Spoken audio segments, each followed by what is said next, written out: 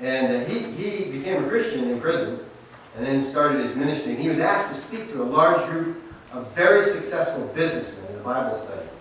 And he was asked if he actually believed that old-fashioned stuff, that men were sinners and bound for hell and all that kind of stuff. And he said, "Yes, sir," I replied. "I believe we are desperately sinful. What's inside each of us is really pretty ugly.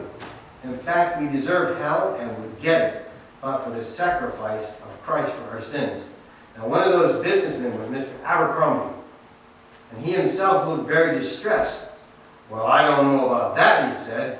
"I'm a good person, and I've been all my life. I go to church. I get exhausted spending all my time doing good works." The room was very quiet. 20 pairs of eyes were trained on Mr. Colson. "If you believe that, Mr. Abercrombie," and I hate to say this, the guy is a chutzpah.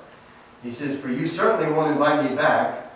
You are, for all your good works, further away from the kingdom than the people I work with in prison, who are aware of their own sins." Someone at the other table coughed. Another rattled his coffee cup, and a flush quickly worked its way up from beneath Mr. Abercrombie's starched white collar. "In fact, gentlemen," Colson added, drawing on a favorite R.C. Sproul shocker, "if you think about it, we are all really more like Adolf Hitler than Jesus Christ." Now there was a stony silence until somebody eased the pain and changed the subject. When lunch ended and I was preparing to leave, Mr. Abercrombie took my arm. "Didn't you say you wanted to make a phone call when we were finished?" I started to say it wasn't necessary, then realized he wanted to get me alone, right? "Yes, thank you," I said. He led me down the corridor to an empty office. As soon as we were inside, he said bluntly, "I don't have what you have." "I know," I replied, "but you can.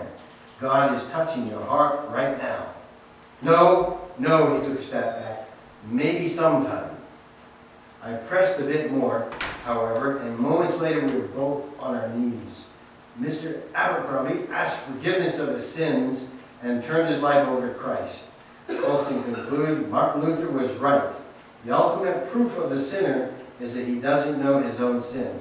Our job is to make him see it.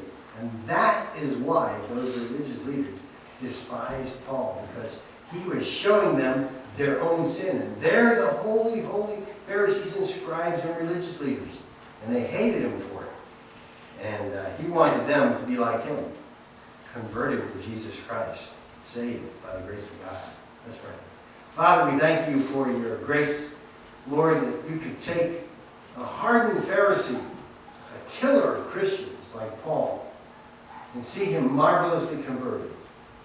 And then to see his intensity, his dedication, his principled life as he goes forward and shares the great good news to a lost and dying world, and how he experienced persecution, and how sin had such a hold on his enemies that they were blind to their own sin.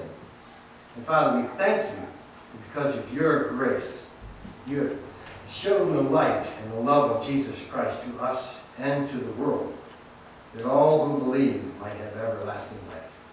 We thank you for that, Lord. And Lord, we would pray that there be anybody here today that doesn't know that today they would receive you by praying, "Dear God, I'm sorry for my sins. I believe you died for me in Jesus Christ, and that you suffered and bled on the cross, and buried, and 3 days later triumphantly came back to life. And that through his resurrection, I can become resurrected as well. And I invite Jesus Christ to come into my life, take away my sins, and to save me. And be my Lord and my God. Help me to live the way you want me to live. Father, help us to be bold in sharing the good news of Jesus Christ, just as the Apostle Paul was. Lord, presenting the faith to all people in our society and to all of our family, that they might truly know you as the Savior and their Savior. We love you. We praise you, Father. Help us to, Lord, live and walk by your principles, Lord.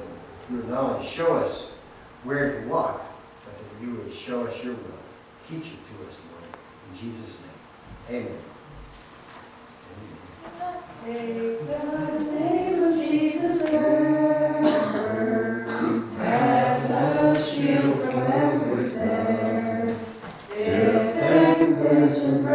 together.